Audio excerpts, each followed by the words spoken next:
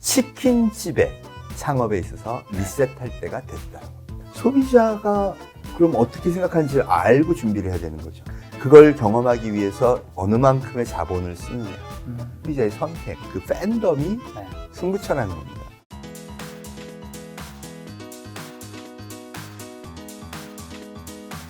오늘 책은 바로 클라우스 슈밥의 위대한 리셋입니다.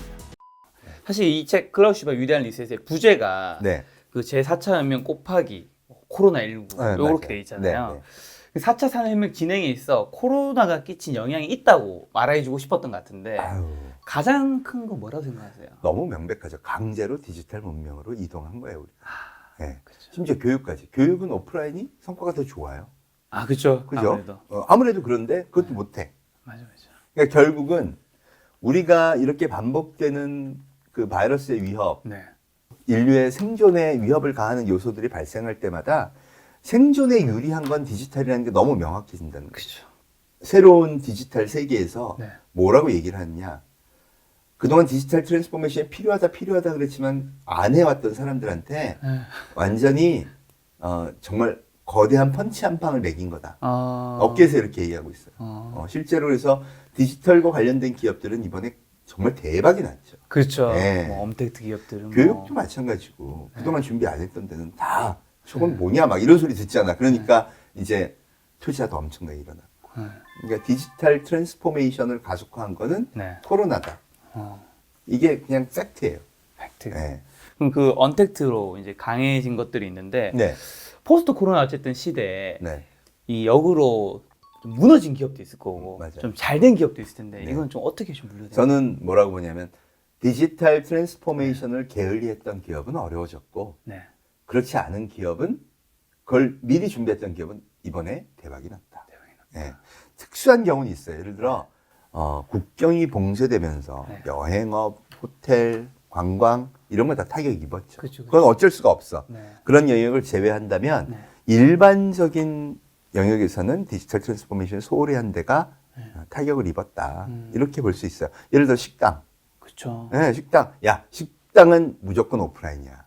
이건 아날로그야. 이렇게 믿고 있었던 데들은 되게 잘 되던 식당도 코로나 이후에는 어려움을 겪었죠. 반면, 야, 식당을 데이터를 보니까 사람들이 자꾸 이걸로 시켜 먹네.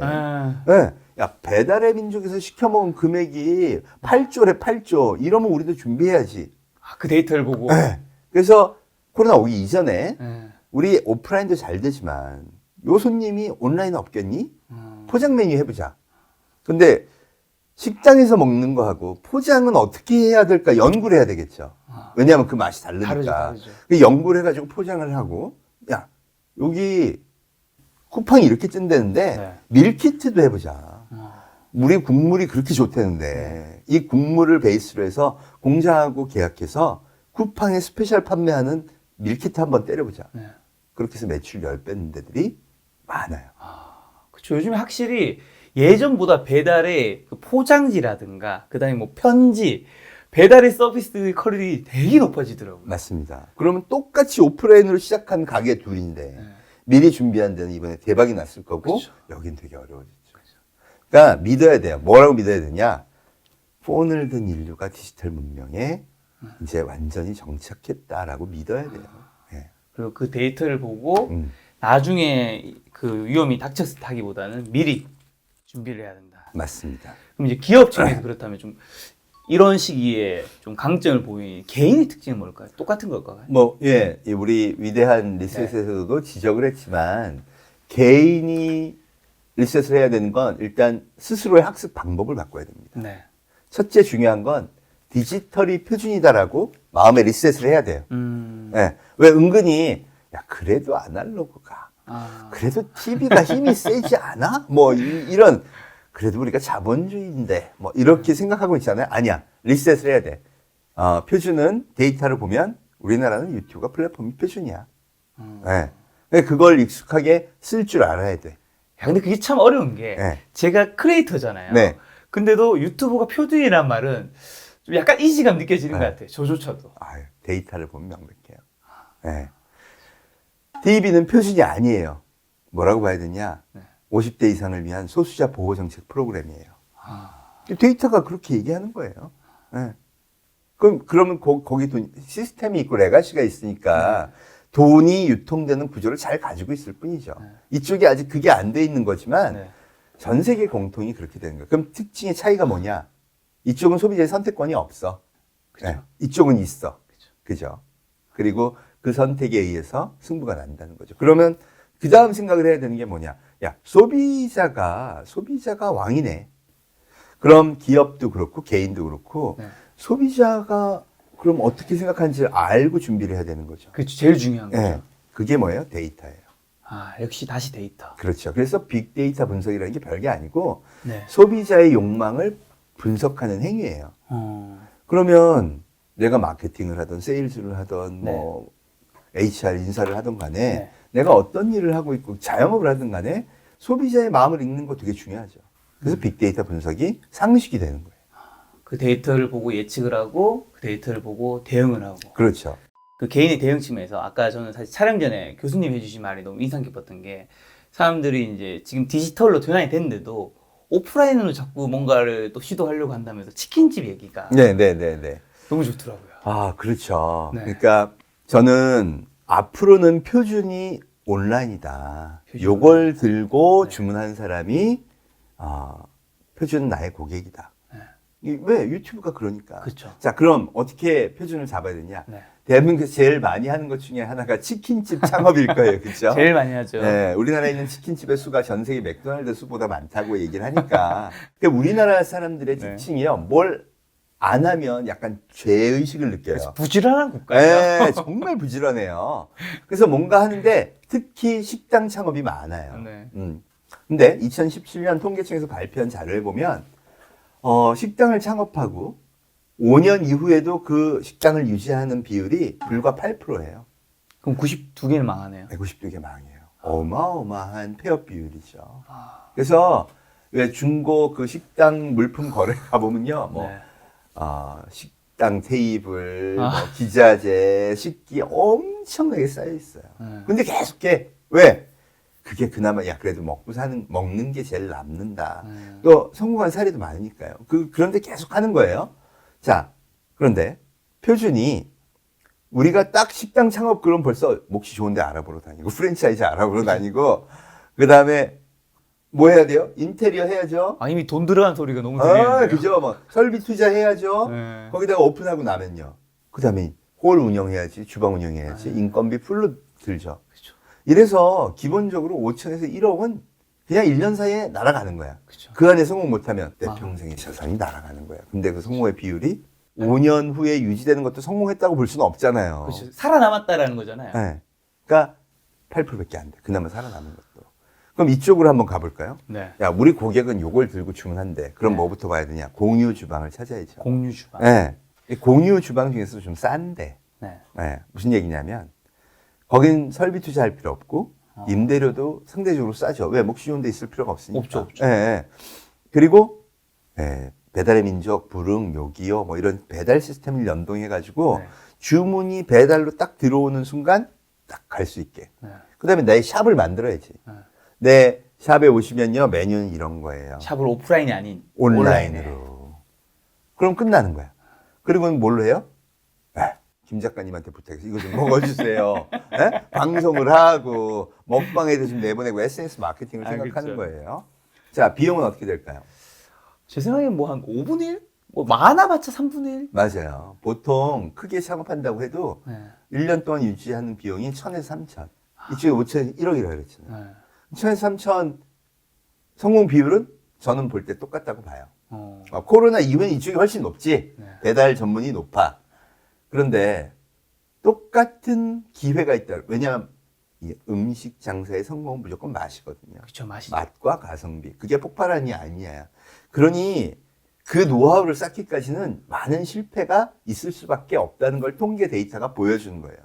그런데 내가 1,000으로 실패하는 거하고 1억으로 실패하는 거하고 부담감이 다르죠. 이 격이 달라. 내 목을 치는 일단 충격이 뭔가 달라. 시도할 수 있는 횟수 자체가 너무 줄어들까요? 그렇죠. 사람이 움츠러들잖아요, 아무래도.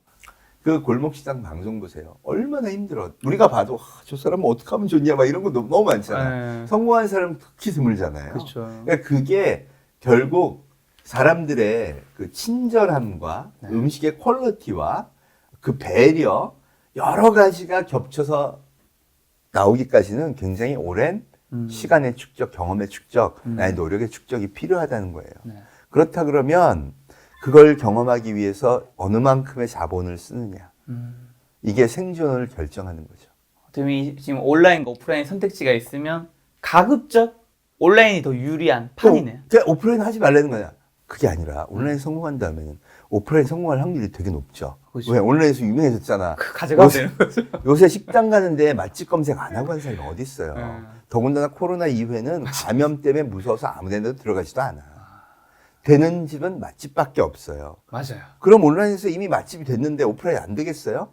역으로 생각하면 굉장히 쉬운 거예요. 아, 저도 식당 가끔 갈 때마다 놀라는 게 그 맛이 없을 것 같은 뭐 그런 데는 사람이 진짜 없는데 없어요. 진짜 좀 가격이 나가면서 맛있는 데는 진짜 오히려 예약이 풀이더라고요. 그러니 온라인으로 성공한 걸 이제는 오프라인으로 만나보세요. 이러면 얘기가 우리 어른들이 애들 데리고 밥 먹으러 갈 때 네. 자기가 안정하죠. 아, 그렇죠. 야, 너희 가고 싶은데 어디야? 그러면 애들이 휴대폰 인스타에서. 여기 가야 돼요. 가보면 항상 북적북적해. 아, 디지털의 강점은 다시 오프라인으로 가는. 맞습니다. 표준이 바뀌면 네. 이게 되는 거예요. 그러니까 다들 거꾸로 생각하죠. 일단 오프라인 성공한 다음에 온라인으로 가자. 아니야. 맛을 느끼고 그걸 이해하는 거는 온라인이 훨씬 더 강해요. 물론 뭐 사람들이 리뷰도 좀 나쁘게 달아주고 뭐 이러면 되게 힘들다고는 하지만 결국은 소비자의 선택, 그 팬덤이 네. 승부처라는 겁니다. 어떻게 되었든 간에 그걸 얻어내야 돼요. 어떻게 보면 오프라인과 온라인에서 지금 비용이 지금 그냥 단순 예로 든다면 그 온라인이 오프라인보다 한 30% 정도밖에 비용이 안 됐잖아요. 맞습니다. 그 말은 온라인에서 똑같은 기회를 오프라인에 하는 걸 한 번이라면 온라인에서는 3번 정도 더 도전할 수 있는 거죠. 그렇죠. 그 아무리 성공 확률이. 그렇죠. 그게 그러니까 비즈니스의 표준의 리셋이죠. 그러니까 이게 거대한 리셋이 일어났다고 얘기하는 게 바로 이거예요. 이분은 이제 학자시니까 네. 그걸 막 우주적 관점, 지구적 관점, 산업적 관점 이렇게 책 내용이 좀 쉽진 않더라고요. 그렇게 보는 거지만 네. 우리가 진짜 생활상에서 봤을 때는 네. 치킨집의 창업에 있어서 네. 리셋할 때가 됐다는 겁니다. 아, 치킨집 창업을 리셋해야 되는 거면 전부 다 바뀌는 거 맞죠? 야, 그래서 그레이트 리셋이에요. 야, 되게 멋진 카피인데요. 그 부제로 그게 들어갔어요. 그렇지. 치킨집도 리셋해라 이렇게 되는 거지. 알겠습니다. 지금 개인과 이제 기업 얘기했으면 조금 더 위로 올라가면 국가 차원에서 네. 팬데믹 이후에 이제 회복력이 있는 국가와 좀 쇠퇴하는 국가는 좀 어떻게 나뉠까요? 디지털 문명을 얼만큼 수용하느냐 그 수용성에 따라 달라진다고 봅니다. 여기도 수용성. 네. 사실 왜 일본이 어려울까요? 약간 전통이 강해서 그런가요? 디지털 사회를 전 국민이 막아내고 있어. 왜요? 카드도 안 쓰죠. 아, 일단 소비에서 데이터가 발생하지 않아. 전부 현금만을 써요. 그러니까 그런 사람들이 표준이야. 그런 모든 것. 그러니까 손정희 회장이 화딱지가 난다 그러잖아요. 일본 사회를 보면 화딱지가 나서 죽겠다 그러잖아요. 그 얘기는 뭐냐면 조선시대가 네. 망해갈 때 선비들이요. 조선이 망할 순 없다. 왜? 나는 서구 세계를 안 봤어. 그러니까 중국만 봤을 때 중국이 세계의 중심인데 중국을 따라가지 않고 우리가 뭐 일본처럼 갈 이유가 아니 저거 오랑캐인데 이렇게 생각했잖아요. 그렇죠. 그러다 갔어요. 순식간에 한 방에 갔죠. 무너졌죠. 네. 왜? 파워가 다르니까. 지금 전 세계에 투자 1순위 기업들은 전부 디지털 기업인 게 분명하고 그게 미국과 중국에 쏠려 있어요. 네. 그런데 일본은 그걸 안 해. 그럼 전 세계 자본이 일본에 투자하고 싶지 않겠죠. 돈이 안 가겠네. 디지털 사회도 안 하고 스마트폰도 잘 안 써. 네. 그럼 새로운 산업은 안 가겠죠. 새로운 일자리도 없겠죠. 네.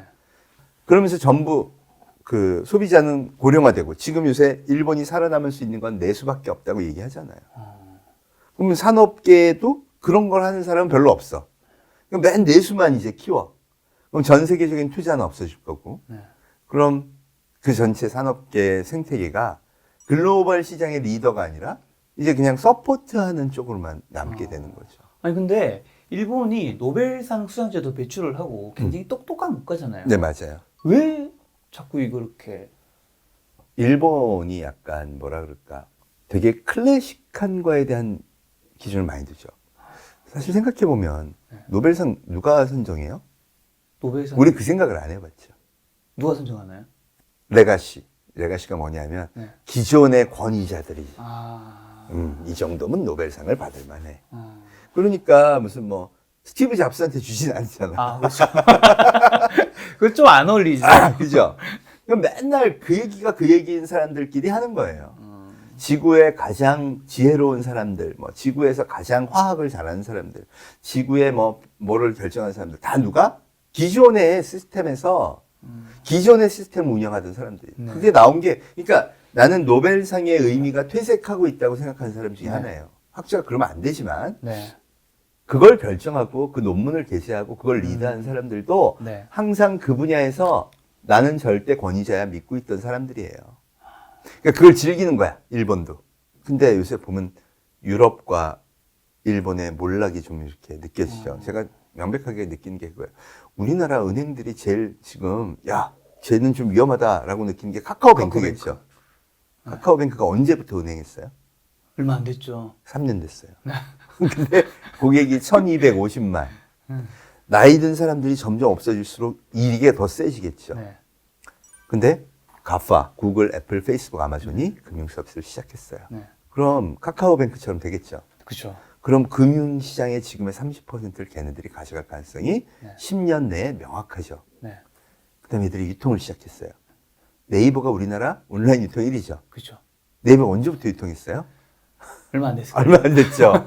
그 얘기는 뭐냐면 얘들이 유통을 하면 네. 30%의 유통업이 또 위협을 겪게 돼요. 아, 자, 그렇게 된다고 하면 소위 레가시가 인류의 근간을 이끌어왔던 레가시가 전통 시스템의 30%가 무너지는 충격적인 현상이 벌어지는 거고 네.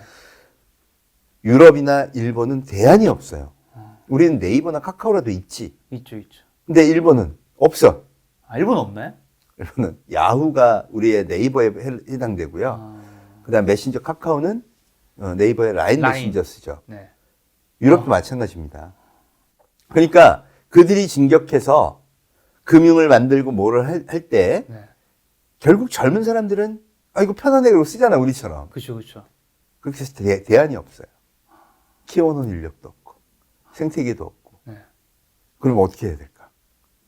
그걸 어떻게- 갖다 쓰는 수밖에 없어요. 결국 산업계 전체에 종속적인 결과를 갖고 오게 된 거예요. 사실 클라우스 슈밥이 네.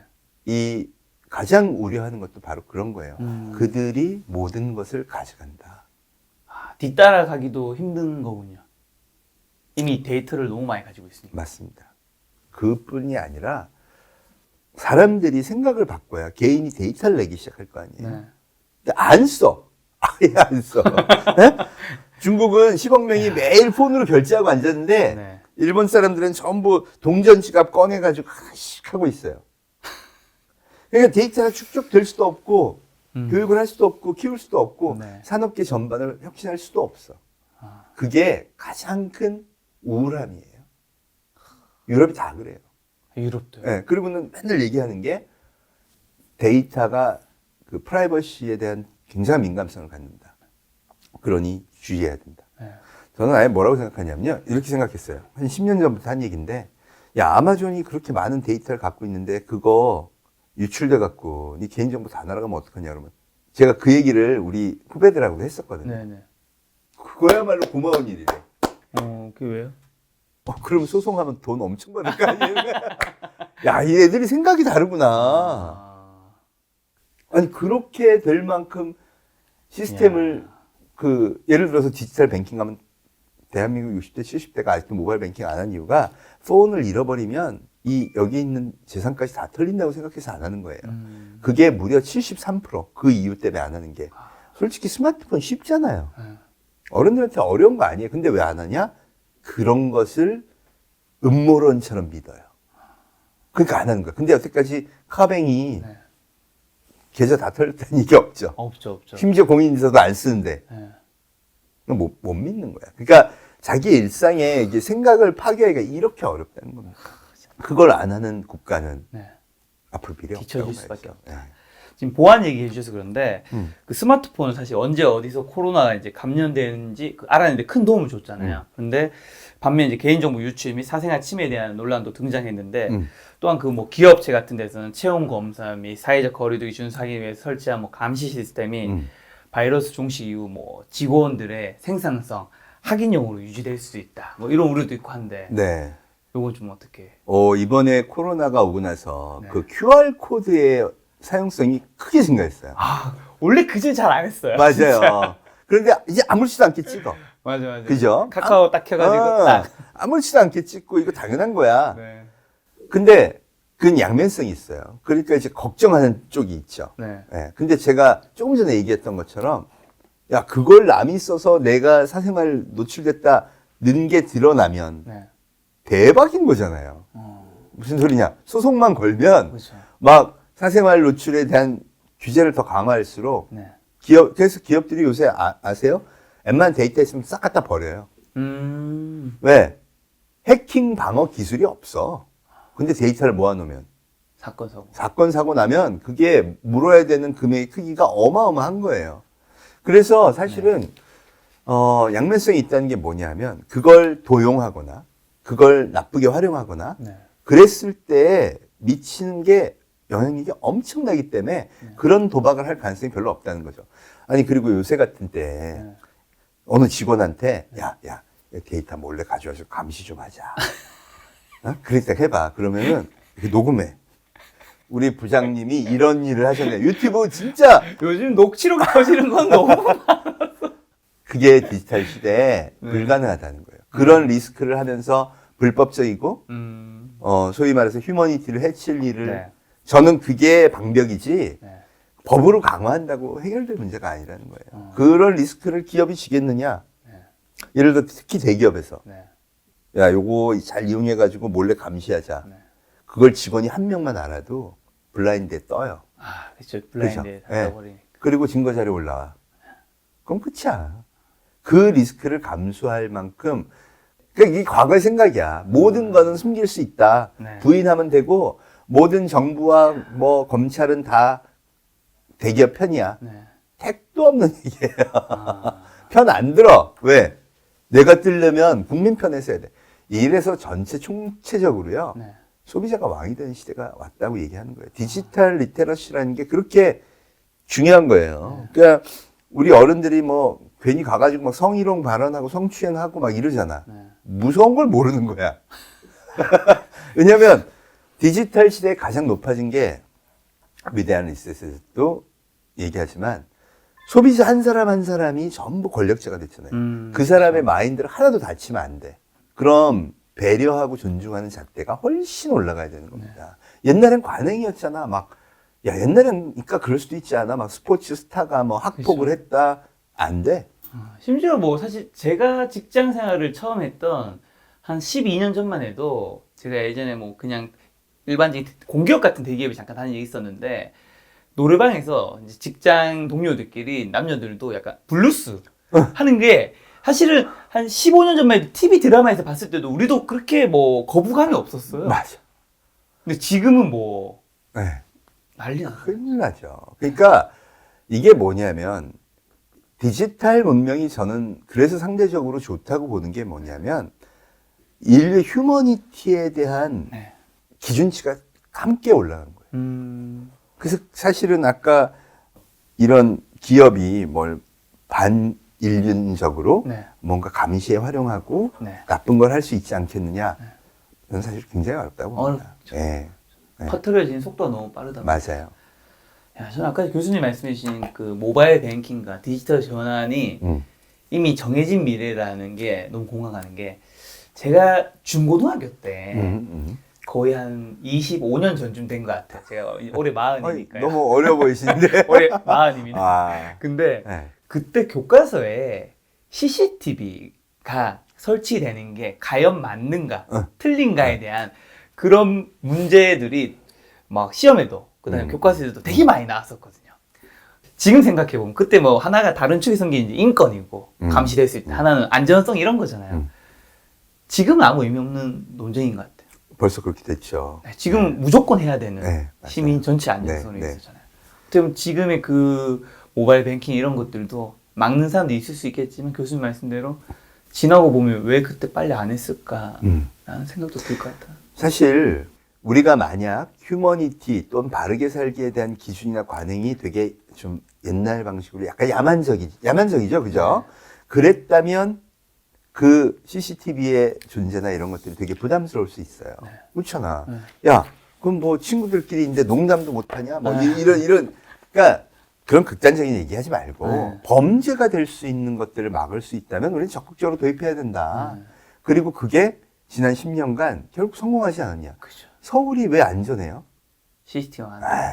아니 내가 예를 들어 카페에다가 노트북을 놓고 화장실을 다녀오는데 외국 사람들은 저게 가능하냐 그러지만 우리는 그거 한번 걸리면 이게 무슨 개망신이야, 그죠? 아니 욕심이 생길 수 있어. 근데 다 보고 있는데 다 보고 있잖아. 불가능하죠. 우리. 불가능하죠. 그러니까 그럼으로 인해서 우리가 행동해야 되는 것이 훨씬 더 휴먼 네이처에 가까워져야 된다. 우리가 인류가 공통으로 느끼고 있는 휴머니티라는 거를 그냥 법적인 것보다 훨씬 높은 잣대를 갖고 내가 스스로 행동해야 된다. 이것도 개인의 리셋의 하나입니다.